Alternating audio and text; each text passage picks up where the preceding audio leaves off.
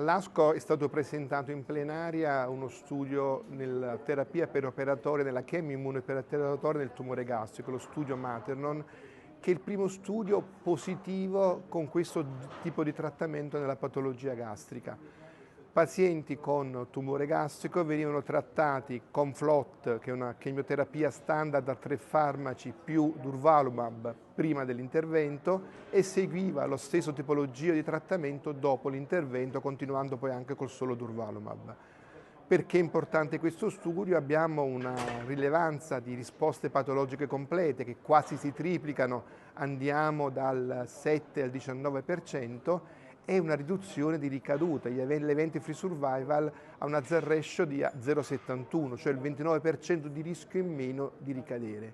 È sicuramente importante perché per la prima volta si dimostra che nella patologia gastrica aggiungere l'immunoterapia alla chemioterapia, come è avvenuto in altre patologie, pensiamo allo stomaco, pensiamo al polmone, pensiamo alla vescica, possa migliorare le risposte patologiche complete, e a questo si accompagna una riduzione delle ricadute. È a mio avviso l'inizio di un percorso, ma penso che siano opportunità importanti per i pazienti con un basso rischio di tossicità e di interruzione del trattamento, sostanzialmente in linea con quello che vediamo già oggi con l'immunoterapia.